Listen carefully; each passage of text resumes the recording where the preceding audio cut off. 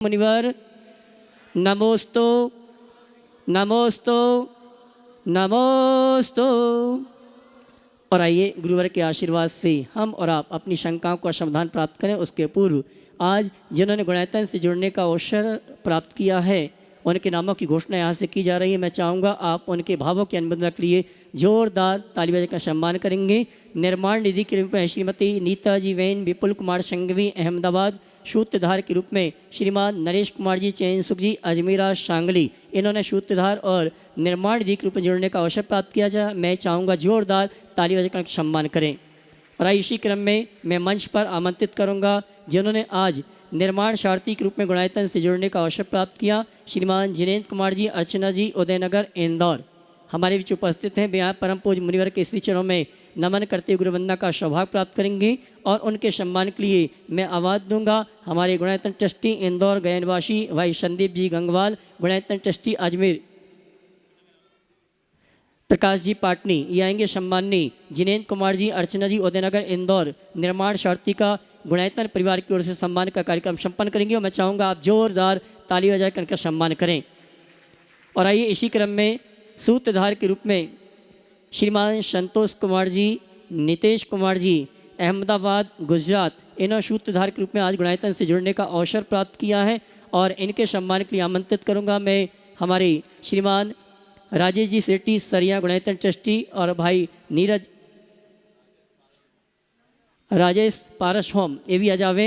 हमारे सम्माननीय श्रीमान संतोष कुमार जी नितेश कुमार जी सूत्रधार परिवार का गुणायतन परिवार की ओर से सम्मान का कार्यक्रम संपन्न करेंगे। और चाहूँगा जोरदार ताली बजा कर सम्मान करें। और आइए इसी क्रम में दिनेश कुमार जी विभाजीन कोटा जो हमारे बीच उपस्थित हैं जिन्होंने गुणायतन में गुणायतन निधि के रूप में जुड़ने का अवसर प्राप्त किया है, मैं आमंत्रित करूँगा जी। और उनके सम्मान की आवाज़ दूंगा सुनील जी गंगवाल गया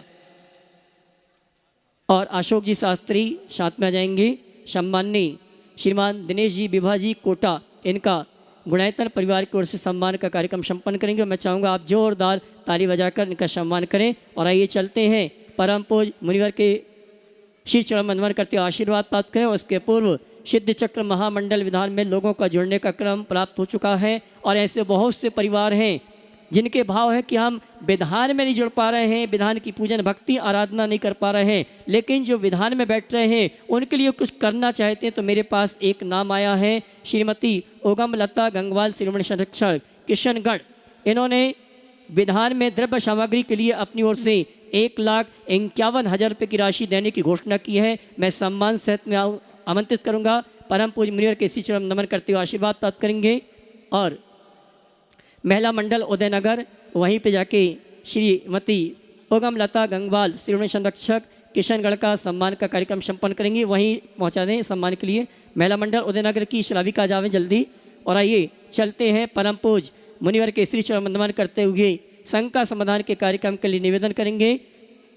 दोनों हाथ उठा के जयकारा लगाएंगे। बोले परम पूज्य मुनि श्री प्रमाण सागर जी महाराज की।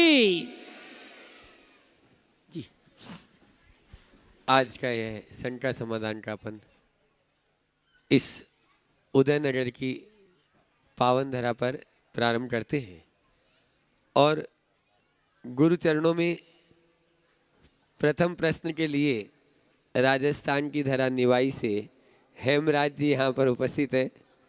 आ जाए, अनन्य गुरु बैठते हैं, वे अपना प्रश्न करेंगे। और उसके बाद में तैयार रहेंगे राजेश जी सेठी सरिया जो ट्रस्टी भी हैं गुणायतन के। मेरी तड़प तो कुछ भी नहीं, सुना है आपके दीदार के लिए तो आईने भी तरसते हैं। ऐसे मेरे गुरुदेव गतिशील प्रदान करने वाले गुरुदेव के चरणों में कोटि कोटि वंदन। और आपके दोनों बगलों में सुशोभित मुनि राजों को विद्या रत्नों को नमोस्तु। गुरुदेव, जो आज परिवेश चल रहा है, जैसे न्याय प्रणाली या समाज या राजनीति या एक संयुक्त परिवार, इसमें ऐसा चल रहा है कि चश्मदीद बने हैं अंधे, बहरे सुने दलील, झूठों का है बोलबाला, सच्चे हो रहे जलील। तो गुरुदेव, इस मकर माया जाल में कैसे निकला जाए? देखो, बात बिल्कुल सही कही है आपने। चश्मदीद बने हैं अंधे, बहरे सुने दलील, और झूठों का है बोलबाला, हाँ, सच्चे हो रहे जलील। सच्चे हो रहे जलील। ये कलयुग है। लेकिन एक बात ध्यान रखना,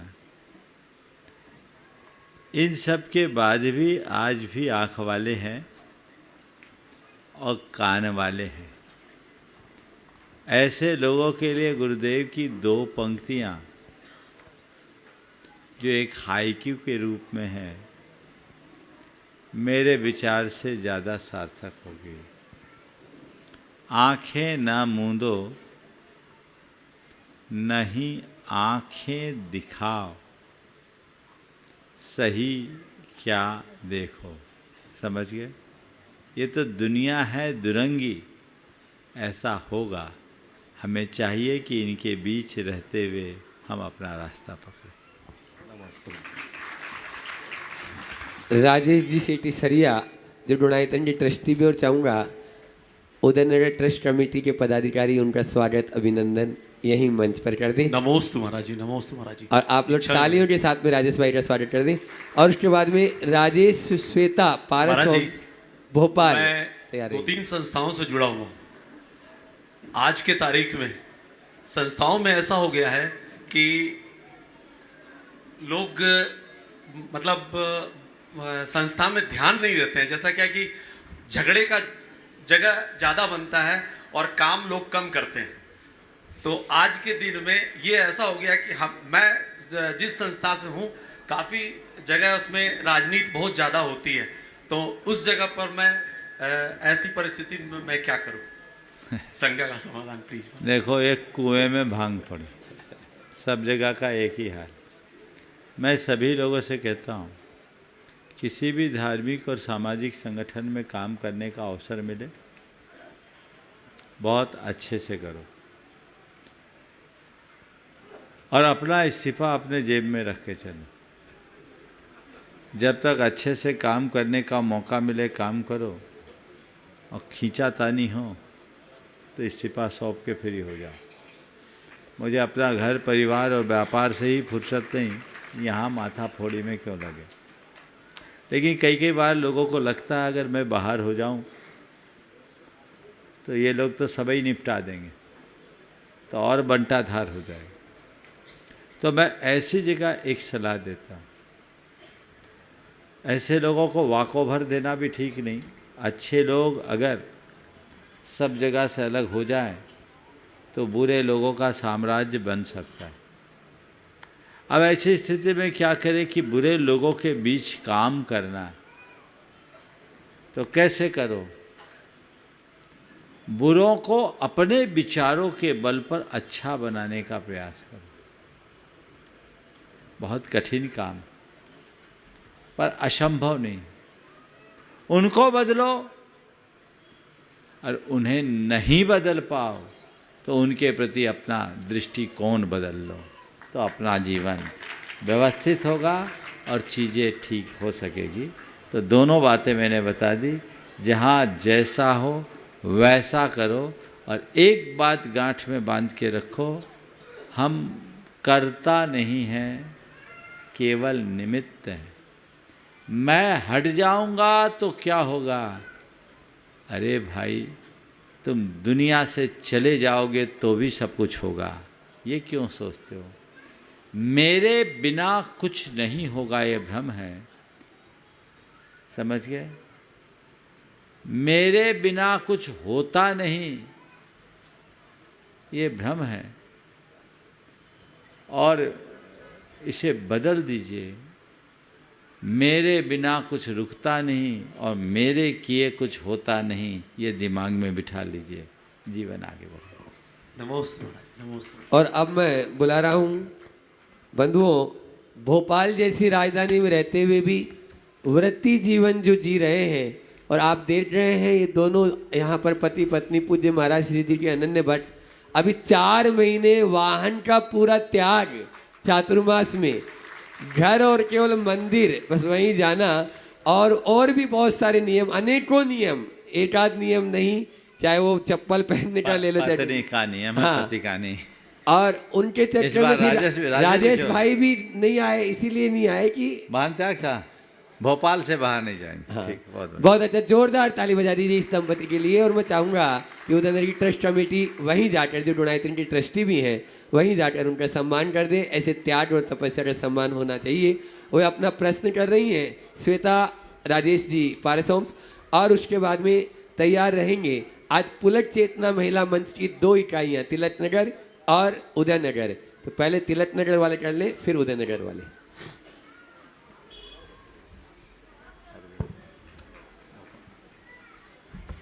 हाँ बोलो। नमस्ते माँ जी, ये जो आपने उत्तर दिया अभी थोड़ा मिलता जुलता प्रश्न ही था, लेकिन अब मैं दूसरा प्रश्न कर रही हूँ। जो दोपहर की क्लास में बोला था आपने कि जो समय सार जी में बोला गया है कि राग और द्वेष का परिहार जो है वो चारित्र है, तो जो हम प्रशस्त राग करते अपने देवशास गुरु के प्रति, तो वो कौन सा चारित्र कहलाएगा? थोड़ा प्रकाश डालें। और सराग चारित्र कहलाए, सराग चारित्र कहलाएगा। बीतराग चारित्र में राग मात्र खत्म, और सराग चारित्र में प्रशस्त राग होता है। चारित्र तो कहलाएगा। चारित्र है लेकिन सराग है, थोड़ा परेशान करने वाला है। नमस्ते। ये राग कैसा भी हो परेशान तो करता है, लेकिन गुरुदेव ने एक बहुत अच्छी बात लिखी, संत जनों का राग भी शीघ्र लुकाता, हाँ शीघ्र मिटाता पाप, उष्ण नीर भी आग को क्या न बुझाता आप। कि जैसे संत जनों का राग भी सबका पाप मिटाता है, पानी गर्म भी क्यों न हो आग को बुझाई देती है। इसी बात को आचार्य गुणभद्र ने अपने शब्दों में इस तरह से रेखांकित किया, विधूत तमसो राग तपः श्रुत निबंधन, सांद राग इवार कस्य जंतो रभ्युदयाय स। बीतरागी पुरुषों के तप और श्रुत संबंधी जो राग है, यानी जो प्रशस्त राग है, ये सूर्योदय से पूर्व होने वाली लालिमा की भांति है, जो जगत के कल्याण का कारण बनती है। गुरुदेव ने इसका अनुवाद करते हुए लिखा, प्रातः में भी लाली होती, संध्या में भी लाली है, एक जगाती एक सुलाती, दोनों अंतर वाली है, इसलिए प्रशस्त राग है। समझ? चलिए। पुलक चेतना मंच महिला मंच तिलक नगर, और उसके बाद में उदयनगर, और फिर तैयार रहेंगे अरविंद जी जैन जयपुर। मुनित्रय के चरणों में बारंबार नमोस्तु, इक्षामी महाराज, छुल्लक महाराज के चरणों में बारंबार इक्षामी। महाराज जी, मेरा प्रश्न यह है, मध्य प्रदेश शासन द्वारा उज्जैन में महर्षि पाणिनि संस्कृत और वैदिक विश्वविद्यालय की स्थापना की गई है। इसी तरह सांची में बौद्ध अध्ययन के लिए बौद्ध धर्म के लिए विश्वविद्यालय की स्थापना की गई है। तो क्या हमारे इधर मतलब जैन दर्शन से रिलेटेड हमारे इधर क्या करें कि जैन दर्शन के अध्ययन के लिए कोई पीठ स्थापित हो? जी, बहुत उसमें अच्छा। आपका मार्गदर्शन चाहते हैं महाराज जी, कृपया हमें मार्गदर्शन दें। देखिए, आपने बहुत उत्तम प्रस्ताव रखा है, पर इसमें एक बड़ी विडंबना ये है कि कई विश्वविद्यालयों में जैन दर्शन पाठ्यक्रम में रखा गया, वहाँ पढ़ने वाले विद्यार्थी ही नहीं। जहाँ तक मुझे जानकारी है, इंदौर विश्वविद्यालय में भी जैन दर्शन का विभाग है, लेकिन पढ़ने वाले विद्यार्थियों की संख्या कम है। कई बार जब बात उठती है तो यह कहकर के वे लोग पल्ला झाड़ लेते हैं कि विद्यार्थी कहाँ है। तो हम पहले तो ये चाहेंगे कि जिन जिन विश्वविद्यालयों में जैन चेयर है, जैन दर्शन का स्वतंत्र विभाग है, वहाँ लोग अध्ययन करें। और चूँकि अभी इंदौर से ये सवाल उठा है, तो मैं इंदौर के लोगों से कहूँगा, जब यहाँ विश्वविद्यालय में सुविधा है तो इसका पूरा लाभ लेना चाहिए। अभी भारत सरकार ने इसके लिए 25 करोड़ की राशि भी आवंटित की है। हालांकि अभी वह कुछ स्थानीय अड़चनों के कारण पूरा नहीं हो पाए, वो अभी क्रियान्वित नहीं हो पाए, लेकिन ये होगा। आप लोगों को प्रयास भी करना चाहिए। लेकिन एक संदेश मैं देना चाहता हूँ, जैन दर्शन और प्राकृत के अध्ययन के प्रति अभिरुचि जगाइए। खासकर मैं महिलाओं से कहना चाहता हूँ जिनके ऊपर कोई बड़ा दायित्व तो नहीं बचा, वे एमए करे, जैनिज्म पर करे, प्राकृत पर करे, अपभ्रंश पर करे। तो इससे आपको 2 लाभ होगा। एक तो आपका ज्ञान बढ़ेगा, दूसरा आप अपनी संस्कृति की सेवा कर सकेंगे। तो रेगुलर क्लासेस आप यहाँ अटेंड कर सकते हैं। और कुछ विश्वविद्यालयों में पत्राचार की भी सुविधा है। तो जो लोग दूर वाले हैं वो पत्राचार से कर लें। स्थानीय लोग अगर इसकी शुरुआत करें तो एक अच्छी पहल होगी। अगला नमस्ते महाराज जी, एक प्रश्न। हाँ बोलो। उदयनगर महिला मंडल इसी में है, उदयनगर। हाँ ठीक, उदयनगर वाले और कर लें, फिर उसके बाद में अरविंद जी। नमोस्तु महाराज जी, यदि किसी व्यक्ति के द्वारा दान राशि की घोषणा की जाती है, चूँकि दान की राशि लंबी है तो किस्तों में चुकाना है, परंतु 2-3 वर्षों तक चुका पाते हैं, फिर उसके जीवन में ऐसा डाउनफॉल आते हैं कि राशि चुका पाने में असमर्थ है, अथवा उस व्यक्ति का निधन हो जाता है, तो ऐसी परिस्थिति में उस दान की राशि क्या परिवारजनों के द्वारा चुकानी चाहिए, या परिवारजन मुकर जाते हैं, वो बोलते हैं कि जिस व्यक्ति के द्वारा घोषणा की गई थी वही चुकाए? तो ऐसी स्थिति में क्या होगा, किस प्रकार से दोष के लिए समाधान दूंगा। पहली बात तो आप कहीं भी कोई भी दान बोलो तो उतना बोलो जितना दे सको। पर कदाचित कोई लंबा कार्य हो, लंबी राशि देना हो, तो आप उस समय की अपनी रेकरिंग अर्निंग देखिए और उसका असेसमेंट कीजिए कि आज की तारीख में मेरी कितनी कमाई है। इस कमाई के अनुसार संबंधित राशि में कितने दिन में पुजा सकूँगा, उसको देखकर बिना किसी के दबाव और प्रभाव में आए आप आयोजकों से बोलिए, मेरी आज जैसी पोजीशन रही और मैं इस दुनिया में रहा तो इतनी समयावधि में ये अमाउंट मैं दूंगा। ऐसे में यदि व्यक्ति का निधन हो जाए तो भी वो कर्जदार नहीं होगा। और आप अपना स्वयं एक किस्त तय कर लीजिए। हमने तय किया, मान लीजिए हम आज 1000 रुपया रोज़ बचाने की क्षमता रखते हैं, 30,000 रुपया महीने के हिसाब से है, तो हम 3 लाख रुपया साल देंगे। तो हम हर 3 महीने में अपनी किस्त भेजते जाए बिना मांगे। ये एक व्यवस्था है, तो आपके हाथ से बड़ा बड़ा दान भी चला जाएगा, आपको पता नहीं लगेगा। और साथ ही घर आए तो अपने परिवारजनों से कहें कि आज मैं अमुक स्थान पर इतनी दान राशि बोल कर आया हूँ, किसी के जीवन का कोई भरोसा नहीं, यदि मेरा प्राणांत हो जाए तो मेरे एसेट और लायबिलिटी में इसको भी जोड़ लेना। और घर वाले को वो चुकाना चाहिए। जब तुमने उनके सारे एसेट्स लिए तो लायबिलिटी क्यों छोड़ रहे हो? वो तुम्हें देना चाहिए, तुम नहीं तो पाप के भागी बनोगे। तुम उनकी संपत्ति का उपभोग कर रहे हो तो उनकी देनदारी भी तुम्हें देनी चाहिए।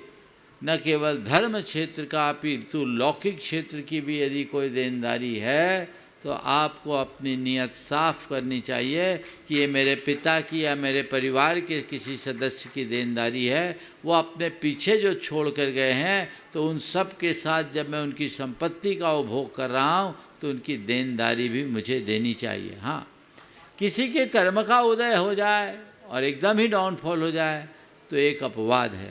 इसलिए दोनों बातें मैंने कह दी। आप निर्भय रहिए, निश्चिंत रहिए, पहले ही बोल दीजिए। और ये मुझे एक अनुभव हुआ, पहले मेरा इस पर ध्यान नहीं जाता था। जब मैं सम्मेद शिखर जी में था, एक शिक्षक थे, उनने भावना व्यक्त की और उनने एक दान बोला। गुणायतन के ट्रस्टी बनने की इच्छा उनकी थी और वो बन गया और बोला मैं इसको 3 साल की अवधि में दे दूंगा। उनकी मृत्यु हो गई 6 महीने बाद। उनका इंश्योरेंस भी था और बहुत पैसा आया, बेटा सब ले लिया। अब एक दिन उनकी धर्मपत्नी बहुत रोते हुए मुझसे कही, ये मैं आपको घटना बता रहा हूँ 2010 की। बोले महाराज कमी कुछ नहीं है, पीएफ का भी पैसा बहुत मिला, इंश्योरेंस का भी पैसा मिला, सब कुछ है, लेकिन बेटा कहता है आप लोग बोल के आए सो आप लोग दीजिए, मैं 1 पाई नहीं दूंगा। आप बताओ महाराज मैं क्या करूं? हमने कहा ठीक है, अब वो नहीं है, जब होगा तो दे देना, नहीं तो नहीं। बोले महाराज मैं कर्जदार तो बनूंगी नहीं, मैंने ही उनको प्रेरित किया था कि आप बन जाइए। मैंने तय कर लिया है कि अब 1 वक्त भोजन करूंगी और मुझे जो पेंशन मिलती है, पिताजी के पेंशन है, वो पेंशन मिलती है, उस पेंशन से बचा बचा के मैं चुकाऊंगी। महाराज थोड़ा समय चाहिए। हमने कहा तुम्हारे भाव को मैं प्रणाम करता हूँ। और उन्हें चुका दिया, लेकिन बेटे ने पाई नहीं दिया। तो ऐसे नालायकों के लिए क्या कहूँ, ऐसे बहुत है आज। वो संपत्ति का उपभोग करते हैं, बटोरना चाहते हैं। ऐसे लोगों को भी जानता हूँ जो जीते जी पानी नहीं पिलाया और मरने के उपरांत सब हथिया बैठे, सोच भी नहीं। तो इसलिए तब से मैंने लोगों को ये कहना शुरू कर दिया कि भैया कहीं भी दान दो, तुरंत दान महाकल्याण, और लंबा समय लो तो एक कंडीशन डाल दो, मेरी आज जैसी परिस्थिति रही और मैं इस दुनिया में रहा तो ये अमाउंट इस ड्यूरेशन में दूंगा, तो आप बचे रहें। अरविंद भाई जयपुर अपना प्रश्न कर रहे हैं और उसके बाद में मैं देख रहा हूँ मंच पर दिलीप जी, प्रमिला जी पाटनी जो अध्यक्ष गोयल नगर के हैं। सब तरफ बरसात हो रही है तो गोयल नगर वाले भी चाह रहे हैं कि अब कुछ बरसात तो हो जाए। अध्यक्ष साहब अपनी भावना भी रख देंगे। भावना नहीं और रखना, सवाल साथ में ही प्रश्न, सवाल रखना, सवाल साथ में प्रश्न। हाँ। हेलो, मेरे परम सिद्धे गुरुवर आपके श्री चरणों में कोटिशय नमोस्तु। सभी महाराज जी को नमोस्तु, क्षुल्लक महाराज जी को क्षामी। गुरुदेव शंका तो नित्य प्रतिदिन हम आपके शंका समाधान डेली सुनते हैं, उसमें सारी शंकाएं हमें पूरी हो जाती है। ओम ओम ओम शांति। बोलो। हाँ। लेकिन गुरुदेव एक जिज्ञासा ये है, अभी मैं कुछ समय पहले सांगली गया था महाराष्ट्र में, तो वहाँ मैंने एक चलचित्र वो चित्र देखे थे। एक भट्टारक परंपरा के मुनि विद्यासागर हुए थे, तो उसमें चित्र में क्या देखा था कि वो उनके कमंडल में मछली कुछ नहीं डाली थी तो वो पानी हो गई थी, मतलब कुछ। दूसरा क्या था, वो आकाश मार्ग से जा रहे थे, एक वहां पर मैंने कुछ घटना पड़ी थी। तो मेरा जिज्ञासा यह है कि 5वीं शताब्दी में जब इस तरह के चमत्कार होते तो आज के वर्तमान समय में भी क्या मुनियों में हो सकते हैं महाराज जी? ये 5वीं शताब्दी का चमत्कार नहीं है, ये 16वीं शताब्दी का शायद हो सकता है महाराज जी कुछ। हाँ। और इस तरह के कई प्रसंग हैं। एक प्रभाचंद नाम के भी महामुनि हुए जो अजमेर के पास थे। उन्होंने भी आकाश मार्ग से दिल्ली जाकर के राजा को प्रभावित किया था। ऐसी कई घटनाएं हैं जो हमारे इतिहास की अमर गाथा है। शास्त्रों के हिसाब से इस प्रकार की रिद्धि और सिद्धियों, इसको सिद्धि ही कहेंगे, रिद्धि नहीं, का निषेध नहीं है। अब सवाल है पंचम काल में ऐसी सिद्धि नहीं हो सकती क्या? मुझे लगता है जब प्रसिद्धि बढ़ जाती है तो सिद्धियां कम हो जाती जय हो गुरुदेव, जय हो। पंचम काल में प्रसिद्धि है, सिद्धि कम। हालांकि ये भी जो घटनाएं हैं वो पंचम काल की ही है। अयोध्या प्रसाद गोयली की एक कृति है जैन जागरण के अग्रदूत, और एक कृति है जिन शासन के प्रभावक आचार्य। मेरे ख्याल से दोनों भारतीय ज्ञानपीठ से प्रकाशित है। आप उन्हें पढ़ें, उनमें इस तरह के अनेक घटनाओं का तथ्यात्मक विवरण। नमस्ते। दिलीप प्रमिला जी पाटनी, गोयल नगर अध्यक्ष, और उसके बाद में संतोष जी जैन सर, प्राचार्य लवकुश विद्यालय, वे अपना प्रश्न। नमोस्तु नमोस्तु नमोस्तु गुरुदेव। धरती के देवता को बारंबार नमोस्तु नमोस्तु नमोस्तु। गुरुदेव, जब से आपका इंदौर के अंदर मंगल आगमन हुआ, 1 मिनट लूँगा बस इसमें तो, लेकिन उस वक्त से ऐसा लगा, और सम्मेद शिखर जी से भी मैं आपके पीछे लगा हुआ था, और ये क्वेश्चन भी मैं कल गोयल नगर में शंका समाधान में करना चाह रहा था, लेकिन आपने अपनी स्वीकृति दी कल सुबह आने की। हम सब आपके आभारी गुरुदेव। गुरुदेव, मेरे मन में कई समय से एक क्वेश्चन है, जैसे एक स्टूडेंट्स अपनी पढ़ाई करता है, एग्जामिनेशन के अंदर एग्ज़ाम देता है, इवैल्यूएट उसके एग्जामिनेशन के, उसके एग्ज़ाम जो आंसर बुक रहती है उसके आधार के ऊपर उसे मार्क्स देता है, first second third fourth merit जो भी रहता है, गोल्ड मेडलिस्ट जिस प्रकार से होता है। हम भी अपने जीवन के अंदर, दैनंदिनी जीवन के अंदर कर्म करते हैं, और सांसारिक जीवन के अंदर रह कर के तो कभी झूठ भी बोलना पड़ता है, कई बार मायाचारी भी हो जाती है, सभी कुछ होता है जो भी होना रहता है। तो गुरुदेव, अपने शास्त्रों के अंदर और आगम के अंदर यह लिखा गया है कि भगवान जो हैं वो न तो कर्म, वो तो न तो फल देते हैं, न उनको किसी से मतलब है। आगम के अंदर भी और प्रायः सभी गुरुदेव भी यही बताते हैं कि भगवान न तो देते हैं न लेते हैं, उन्हें कुछ मतलब नहीं है, उनका तो वो सिद्ध शिला पर पहुंच चुके हैं। तो गुरुदेव, फिर कर्मफल दाता कौन? हमारे कर्मों का हिसाब करने वाले कौन? जो हमारे पाप पुण्य का हिसाब करते हमें आगे का जीवन ओम बताएं। बहुत अच्छा सवाल किया आपने। आपने कहा कि बहुत दिन से पीछे लगे हैं। अच्छा, पीछे ही लगे हो, पीछे पड़े नहीं हो। आचार्य महाराज का एक हाइकू याद, पीछे ना देखो ना ही पिछलग्गू बनो, पीछे रहोगे। क्या बोला? पीछे ना देखो ना ही पिछलग्गू बनो, पीछे रहोगे। पछताओगे, पाठांतर होगा। पछताओगे या पीछे रहोगे, पिछड़ जाओगे। पीछे मत देखो, सामने देखो, और किसी का पिछलग्गू मत बनो, खुद को आगे बढ़ाने का प्रयत्न करो। इसलिए मैं चाहता हूँ पीछे लगने की आदत से बाहर निकले, अब पीछे वालों के साथ लग जाओ, जीवन आगे बढ़ाओ। आपने जो सवाल किया है कि हमारे कर्मों का हिसाब कौन रखता है, ये सारा ऑटोमेटिक सिस्टम है, यहाँ कोई दूसरा करता नहीं। जैसे यहाँ मैं बोल रहा हूँ, वो सब इस कैमरे के माध्यम से रिकॉर्ड हो कर के संग संग प्ले भी हो रहा है, पूरे देश में टेलीकास्ट चल रहा है। जैसा बोल रहा हूँ, जैसा एक्शन कर रहा हूँ, वैसा सब कुछ दिख रहा है।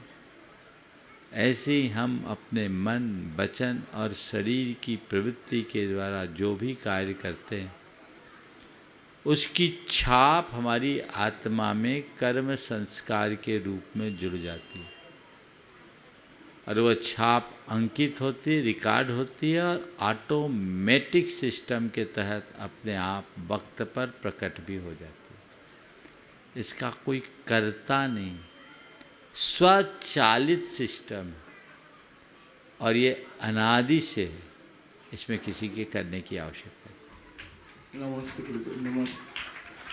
संतोष जी जैन लवकुश विद्यालय के प्राचार्य, और उसके बाद में संदेश जी जैन कोटा जो सूत्रधार है गुणाईतन के। नमोस्तु भगवान। मैं एक शिक्षक हूँ प्रभु। आज से 40-50 साल पहले जब हम पढ़ने गए तो पिताजी स्कूल में जमा करा है और माट साहब से क्या है, माट साहब हड्डी हड्डी मेरी और बाकी सब आपका, इसको आदमी बना देना। 10-15 साल बाद ये कहावत चली, छड़ी पड़े धम धम और विद्या आवे छम छम। और गुरुजी अब आज की डेट में ये परेशानी हो गई है कि अगर किसी बच्चे को हम एक छोटा सा तमाचा भी मार दें तो माता पिता और साथ में पड़ोस के सारे लोग आ जाते हैं और पत्रकार आ जाते हैं कि ये तो टीचर नहीं, जो है शैतान है, बच्चे को मारा, इधर से फ़ोटो खींचे उधर से फ़ोटो खींचे बच्चे के और जो है निशान बना के। महाराज जी, हम ये जानना चाहते हैं कि बच्चों को सही संस्कारित कैसे करें? अगर हम उनको डांटें नहीं, उनको समझाएं नहीं, उनको अनुशासन में नहीं लाएं तो कैसे उनको अनुशासित करें और शिक्षा दें? ये बात बिल्कुल सही आप कह रहे हैं। पुराने समय की शिक्षा में दंडित किया जाता था और हम आप जैसे पीढ़ी के लोग ठुक पिट के ही आगे बढ़े हैं, इसमें कोई संशय, सब ठुके पिटे हैं। और जैसा आपने कहा, वो बुरा भी नहीं लगता था महाराज जी। हाँ, उससे मजबूत होते थे, ठुकने पिटने से मजबूत होते थे। लेकिन इस संदर्भ में मैं अपने जीवन के अनुभव से एक बात कहना चाहूँगा। दंड होना चाहिए, अनुशासन का पाठ पढ़ाना चाहिए, लेकिन केवल शारीरिक दंड ही सब कुछ नहीं। व्यक्ति को आँख का लिहाज सिखाना चाहिए। हम जब पढ़ते थे तो जिस स्कूल में मेरी पढ़ाई हुई वो हर मामले में बड़ा ख्यात था। जिले में टॉपर भी उसी स्कूल के होते थे और जितने बदमाश थे उसी स्कूल के होते, सब में आगे थे। और कोई क्लास नहीं होती जिससे 10-5 बच्चे बंक न मारे, भागते थे और सब शिक्षक अच्छे से ठोकते थे। लेकिन एक शिक्षक जिनका मेरे जीवन पर बड़ा गहरा प्रभाव है आज भी, वो कभी किसी को दंडित नहीं करते। और यदि बहुत कुछ किसी ने उद्दंडता कर भी दी तो उनका पनिशमेंट बहुत सिंपल था, केवल 2 छड़ी, वो भी धीरे धीरे। छड़ी तो रखते थे वो, लेकिन 2 छड़ी से तीसरी नहीं, वही पर्याप्त होता था। सबकी क्लास से बच्चे भाग जाए, उनकी क्लास में 100% उपस्थिति रहती थी। और उनको पढ़ाने, उनके पढ़ाने का तरीका भी बड़ा निराला था। वो जो पढ़ाते और समझाते थे एक बार में याद आ जाते। और वो कहते थे, जब बच्चों को समझाते थे, वो कहते थे, बेटा पढ़ लो, नहीं पढ़ोगे तो चिनिया बादाम बेचना पड़ेगा। चिनिया बादाम मूंगफली को बोलते झारखंड बिहार में। बेटा पढ़ लो, नहीं पढ़ोगे तो चिनिया बादाम बेचना पड़ेगा। यही उनका एक स्थायी डायलॉग जैसा था। तो मैं इस आधार पर ये कह सकता हूँ, ठोकने पीटने से ज़्यादा प्रभाव लिहाज सिखाने का होता है। हम बच्चों के साथ इस तरह से क्रुएल्टी ना करें, बच्चों को ठीक तरीके से समझाएं। और पहले घर में भी ठुकाई होती थी बहुत, अब घर में भी लाड मिलता है। तो जो बच्चे पहले ठुक पिट गए वो अलग ढंग से लालन पालन हुआ। आज के बच्चों का बहुत लाड प्यार में लालन पालन हुआ। तो एक तो हमने अंतर पाया कि ठुकने पिटने वाले बच्चे आखिरी तक अपने माँ बाप का साथ निभाए हैं और लाड प्यार वाले बच्चे तो बचपन में ही आंखें दिखाने लगे। बहुत रिस्पेक्ट रहती महाराज जी। तो मैं इस पर एक अपेक्षा और रखता हूँ कि इस पर अध्ययन होना चाहिए और मनोवैज्ञानिक तरीके से इस पर अध्ययन होना चाहिए और ये तय करना चाहिए कि हमें किस प्रकार के मॉडल से बच्चों को आगे बढ़ाएं। निर्ममता और निष्ठुरता भी नहीं और जरूरत से ज़्यादा लाड भी नहीं। प्राचीन काल में तो नीति थी, लालिये चतुवर्षानि 10 वर्षानि ताड़िये, जायते तु षोडशे वर्षे मित्रवत समाचरे। 4 साल तक खूब लाड प्यार से रखो और 10 साल तक फुल कस्टडी में रखो, यानी 5वें साल से 15वें साल तक पूरे कस्टडी में। 10 वर्षानी टाड़िए, जितना ठोकना पीटना है। नीति की बात कह रहा हूँ, हालांकि मैं ठोकने पीटने की बात में सहमति नहीं रखता, नहीं तो आप लोग कहोगे महाराज ने कहा ठोको पिटो। और 16 वर्ष का हो जाए तो मित्रवत समाचरे, ये व्यवस्था। नमोस्तु महाराज जी, नमोस्तु। संदेश जी जैन कोटा जो सूत्रधार हैं, और उसके बाद प्रतिभा प्रतीक्षा की 2 छात्राएं प्रश्न करेंगी। यहाँ पर नाम आ जाता तो अच्छा रहता। यदि उपस्थित है तो सारी छात्राएं एक साथ खड़ी हो जाएंगी दीदियों के साथ में और प्रश्न 2 कर लेंगी। संदेश जी जैन कोटा है यहाँ पर उपस्थित? नहीं। हाँ, तो जल्दी माइक पहुँचाएं प्रतिभा स्थल की बहनों तक। और उसके बाद मैं देख रहा हूँ आज पाठशाला के बहुत सारे बच्चे हैं, आगे भी पीछे लड़के और आगे लड़कियां, एक साथ हो जाएंगे पाठशाला के सारे बच्चे, ताकि एक प्रश्न वो भी उनकी शिक्षिकाओं के माध्यम से पूछ सकते हैं। प्रतिभा प्रतीक्षा के छात्राएं जोरदार ताली बजा दीजिए। ये सभी शिक्षा के साथ संस्कारों को भी अपने जीवन में दीदियों के से ले रही है, ऐसी प्रतिभा प्रतीक्षा की छात्राएं हैं।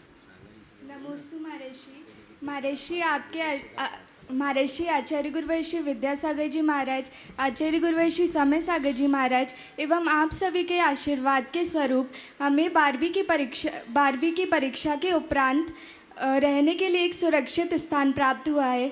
इसके लिए हम आपके और गुरु जी के सदैव आभारी रहेंगे। महर्षि, मेरा प्रश्न ये है कि हम कई देर तक पढ़ाई करते हैं, उसके बाद हमें ऐसा लगता है कि अब हम थोड़ा फ़ोन चला लिया, टाइम पास कर लें, और उसमें हम अपना 1-2 घंटा यूँ ही बर्बाद कर देते हैं। ऐसे समय में हम अपनी इंद्रियों पर कैसे नियंत्रण रखें, कृपया अपना मार्गदर्शन दीजिए। नमस्ते महर्षि।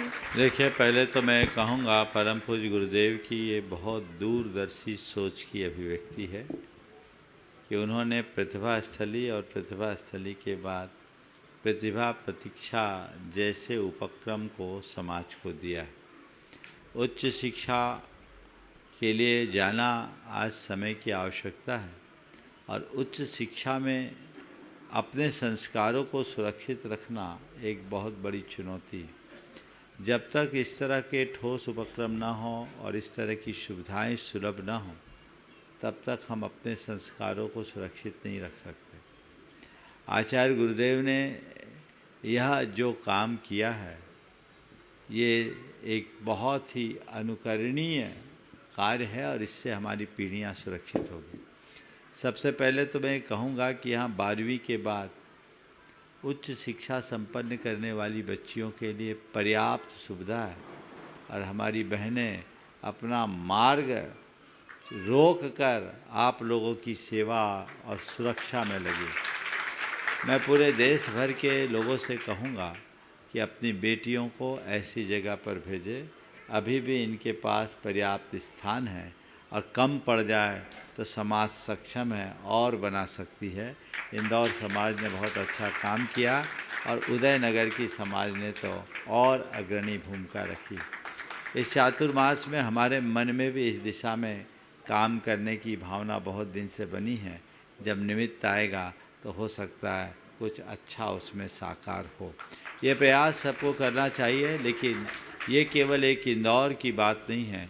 हमें पूरे देश भर में ऐसे संस्थानों को बनाने की आवश्यकता है जहां हम अपने संस्कारों की सुरक्षा के साथ अपनी उच्च शिक्षा को संपन्न कर सके और आगे बढ़ा सके। ये लड़कियों के लिए भी और लड़कों के लिए भी, सब के लिए इसकी आवश्यकता है और हमें उस दिशा में सतत तत्परता से काम करना चाहिए।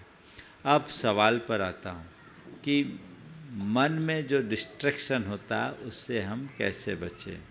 मोबाइल चला लो, थोड़ा देख लो, थोड़ा सोशल मीडिया में आ जाओ, ये जो सोच है, इस सोच से बचने का एक उपाय वह है संकल्प। पहले अपने मन को संकल्प से बांधो कि मुझे इतना काम तो करना ही है। पढ़ाई पहले, बाद में और दूसरा काम। और इस संकल्प की पुष्टि के लिए अपने लक्ष्य को सामने रखकर चलो। मेरा लक्ष्य क्या, मैं यहाँ क्यों आई, मैं पढ़ने के लिए आई हूँ या और दूसरे काम के लिए। तो मुझे लक्ष्य पाना है और मुझे प्रयोजन से प्रयोजन रखना है। ये दो कमांड अपने मन को दो, नियमित भावना योग करो। आप लोगों की पढ़ाई में मन अच्छा लगेगा, एफिशिएंसी बढ़ेगी, परफॉर्मेंस स्ट्रांग होगा। तुम्हारी उम्र की एक लड़की जिसको पोर्न एडिक्शन हो गया था, 2018 में रतलाम में मेरे पास आई, घोर आत्मग्लानि और ऐसी कि 2 बार सुसाइड का अटेम्प्ट भी कर ली।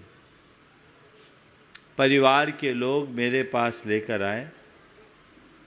वो लड़की खुद कहती थी कि महाराज मेरी आदत ऐसी हो गई, मैं करना नहीं चाहती पर उसके बिना रह नहीं पाती।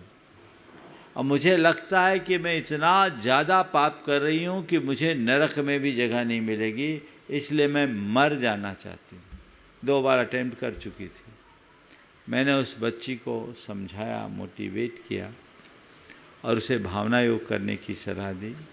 उसे मैंने कहा कि तुम 6 महीने के लिए मोबाइल का त्याग कर दो।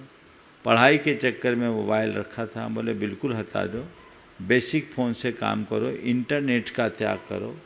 और मैंने उससे भावना योग में 2 कमांड और अतिरिक्त दिया, मुझे प्रयोजन से प्रयोजन रखना है और मुझे अपना लक्ष्य पाना है। आप सब सुन के आश्चर्य करेंगे, 6 महीने बाद वो बच्ची आई, सारा डिप्रेशन ख़त्म हो गया था और बोला महाराज जी अब उधर देखने की इच्छा ही नहीं होती। और उस बच्ची की पूरी पढ़ाई हो गई, एक अच्छी कंपनी में जॉब भी लग गई, व्यवस्थित चल रहा है। तो हमें खुद अपनी प्राथमिकताएं सुनिश्चित करनी होगी। आप लोग भी ये बनाइए, अपने मन में ध्येय जगाइए कि मुझे प्रयोजन से प्रयोजन रखना है और अपना लक्ष्य पाना है। 5 मिनट का भावना योग भी अगर करे, एक अभी 12 मिनट का भावना योग हमने और तैयार किया है, शायद अपलोड हो गया होगा, आप उस भावना योग को कीजिए। सब विद्यार्थी और हर क्षेत्र के लोगों के लिए बहुत कारगर है और ये आपको बहुत बेहतर परिणाम देगा। 8 प्रश्न और प्रतिभा प्रतीक्षा। नमस्ते गुरुदेव, इच्छामी महर्षि मैं यूपीएससी की तैयारी कर रही हूँ। लगातार 3 अटेम्प्ट दिए हैं और असफल ही हुई हूँ अभी तक। और स्टेट पीसीएस की भी तैयारी कर रही हूँ, उसमें भी 1-2 नंबर से हमेशा ही रह जा रही हूँ। मार्गदर्शन कीजिए आप। कभी कभी लगता है कि मतलब छोड़ देना चाहिए, क्योंकि इतना टाइम देना भी शायद गलत होता है, लेकिन पीछे देखने का रास्ता ही नहीं है अब। ऐसा है, सबसे पहले अपने दिमाग से निकालो कि मैं असफल हूँ। अगर कोई किसी प्रतियोगी परीक्षा में नहीं निकल पाया, इसका अर्थ ये नहीं कि वो असफल है। वो तो पहले से तय था 300 सीट है, 3 लाख बैठे, तो बाकी को तो जगह मिलनी नहीं, जगह तो 300 की है। और ये बात दिमाग से हटाओ कि जो यूपीएससी क्वालिफाई कर लेते हैं, निकाल लेते, वही सफल है, जो IITian हो जाते वही सफल है, या किसी प्रतियोगिता में जो प्रतियोगी परीक्षा में पास हो जाते वही सफल और बाकी सब विफल, ये अवधारणा हटाइए। ये तो पहले तय है कि इतनी कोई जगह मिलनी, उतनी जगह के बीच अपनी जगह बनाने में हम सफल नहीं हो पाए, लेकिन हमारा जीवन विफल नहीं है, हमारे लिए और भी रास्ते खुले। मैं दूसरी जगह जाऊंगा और अपना परचम फहराऊंगा।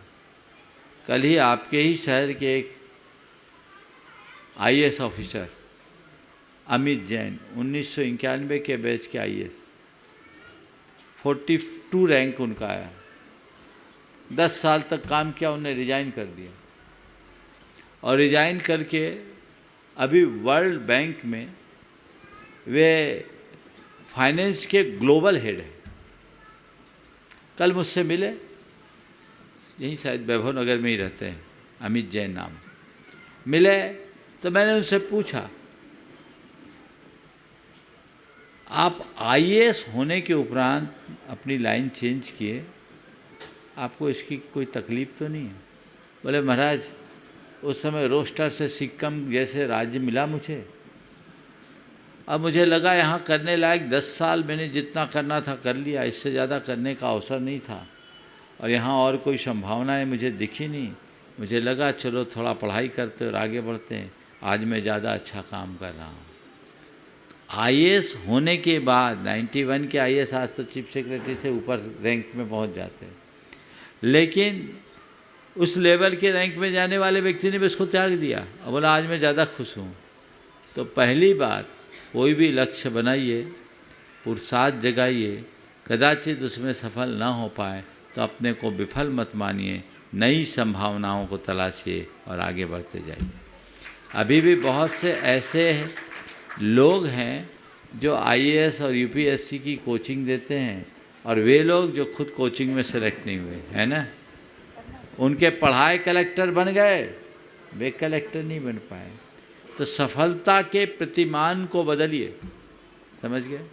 एक लड़का है जो नीट क्वालिफाई करना चाहता था, नहीं हो पाया, 2 बार अटेम्प्ट दिया, दिमाग में एक बात बैठ गई कि 2 बार अटेम्प्ट मेरा निष्फल रहा। उसने अपने पिताजी से कहा कि पापा मैं डॉक्टर बनूंगा नहीं, डॉक्टर पालूंगा, डॉक्टर नहीं बनूंगा, डॉक्टर पालूंगा। और उसने बेंगलोर जाके बीबीए किया और बीबीए करके लौटा और एक अच्छा हॉस्पिटल खोला, आज 100 डॉक्टरों को चला रहा है, 1 नंबर का काम।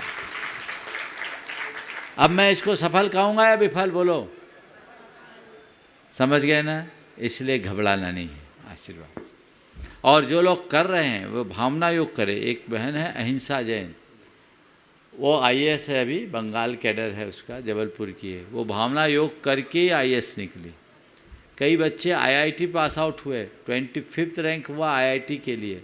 तो ये सब चीज़ें ऐसी होती है, उसके अनुरूप करें। चलिए, हाँ।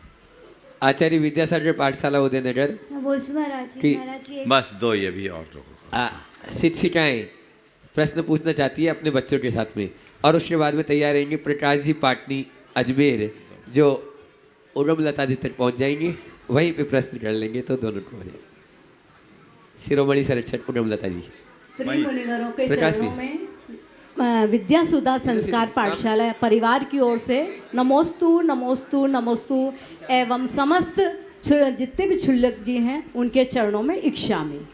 महाराज जी, आज से करीब 4-5 साल पहले समाधिस्थ प्रशांत सागर जी महाराज एवं मंच पर साक्षात विराजमान निर्वेक सागर महाराज जी के निर्देशन में उदयनगर में एक पाठशाला का निर्देशन किया गया था, जिसमें करीब आज वर्तमान में 120 बच्चे अध्ययनरत हैं और करीब 5 क्लासें चलती हैं। और महाराज जी, बस हमारी प्रॉब्लम यह है कि हमारे बच्चे को जब तक हम बेसिक कोर्स पढ़ाते हैं, जैसे ये 8-10 साल तक तो बच्चे आते हैं रेगुलर, बहुत अच्छे से पढ़ाई करते हैं, परंतु जब टीन एज में उनको आवश्यकता होती है पाठशाला की, तो उस समय इन लोगों ने आना बंद कर देते हैं। तो इसमें महाराज जी कौन दोषी है? या तो हम उन्हें शिक्षा बहुत अच्छी तरीके से नहीं दे पा रहे हैं, या बच्चे इंटरेस्ट नहीं लेते हैं, या उनके अभिभावक उन्हें भेजना नहीं चाहते। महाराज जी, ये बच्चे जूडो क्लास, स्विमिंग क्लास, हर जगह तो जाना चाहते हैं, परंतु पाठशाला में नहीं आते हैं। तो महाराज जी, इसके लिए हमें आप अपनी प्रेरणा दीजिए। बहुत अच्छी बात कही। वस्तुतः हमें टीन एज में ही धर्म ज्ञान की ज़्यादा आवश्यकता है, लेकिन इसके पीछे जो कारण आपने गिनाए हैं उनमें सबसे बड़ा कारण है माता पिता के रुचि की कमी। आज माता पिता बच्चों को धर्म तो सिखाना चाहते हैं, पर ज़्यादा नहीं सिखाना चाहते। उनको डर लगता है कि ज़्यादा सीख जाए तो निकल ना जाए।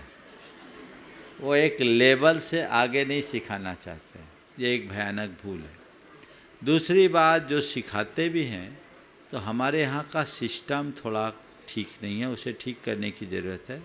जो कोर्स बना रखा है, पाठ्यक्रम है, वो वही है जो 5 साल के बच्चे को भी वही पढ़ाया जा सकता है, 3 साल के बच्चे को भी वही, और 15 साल के बच्चे को भी। हमें उसमें परिवर्तन करना चाहिए और बच्चों के अंदर रुचि जागृत करना चाहिए। जैसे बच्चा हर साल अपनी क्लास ऊपर करता है और पढ़ता है, उसका इंटरेस्ट बढ़ता है, वैसे ही पाठशालाओं में भी हर साल उनकी क्लास ऊपर उठनी चाहिए, जिससे उनकी अभिरुचि बनी रहे और इंटरेस्ट पूर्वक वो अच्छे से अच्छी पढ़ाई कर सके। और फिर उसके लिए उसी तरह की परीक्षाएं और उसी तरह के प्राइज वगैरह मिलना चाहिए, उसको उसका सर्टिफिकेट भी देना चाहिए, ताकि उनको इंटरेस्ट मिले। और पढ़ाने वाले को भी पढ़ाने का तरीका बदलना चाहिए। अब एक बात थोड़ा बुरी भी लग सकती है, हमारे पाठशालाओं में जितने भी पढ़ाने वाले हैं वो प्राइमरी लेवल तक के ही हैं, उससे ऊपर पढ़ाने वाले खुद नहीं है, तो बच्चों को क्या पढ़ाएंगे? बोलिए। आपसे ही मैं पूछता हूँ कि बच्चों को सर्वार्थ सिद्धि, द्रव्य संग्रह, तत्वार्थ सूत्र पढ़ा दो तो कितनी हैं जो पढ़ा पाएंगे? नहीं पढ़ा तो आप 15 साल 16 साल के बच्चों को आप कहोगे 4 भाग रटो, स्तुति रटो, तो उसका इंटरेस्ट खत्म हो जाएगा। और उनको बिठाओगे 8 साल के बच्चे के साथ, 6 साल के बच्चे के साथ, 4 साल के बच्चे के साथ, तो उसका क्लासिफिकेशन होना चाहिए। और इसका एक पाठ्यक्रम ऐसा होना चाहिए जो पूरे जीवन का बोध करा सके, और एकदम शिशुशाला से लेकर प्रौढ़शाला तक ऊपर तक बढ़ते जाए। हर साल एक के बाद एक, एक के बाद एक, एक के बाद एक ग्रंथ हो, और वो बच्चों के जीवन को गढ़ सके। यदि ऐसा करे तभी ऐसा परिणाम आएगा। हाँ, नमोस्तु गुरु। प्रकाश जी पाटनी, और साथ में है उमरलता जी गढ़वाल, शिरोमणि संरक्षक पुणाइथन। तीनों मुनिराज के चरणों में त्रिबार नमोस्तु। शुल्लक जी महाराज जी को इच्छामी।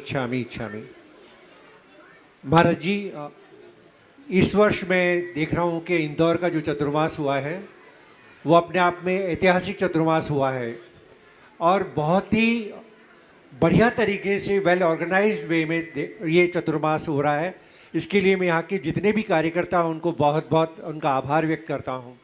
मैं देखता हूँ कि सुबह प्रवचन के समय टीम अलग आती है, आहार के समय अलग टीम आती है, और शाम को शंका समाधान के समय अलग लोग आते हैं, और सब अपने समय पे निश्चित समय पे पहुंच जाते हैं। यही एक सफलता का राज है कि ये चतुर्मास इतना भव्य और उत्साहवर्धक रहा है। तो उसके लिए मैं एक बार सबसे कहूँगा कि आप जोरदार ताली बजा करके यहाँ के कार्यकर्ताओं का उत्साहवर्धन करें।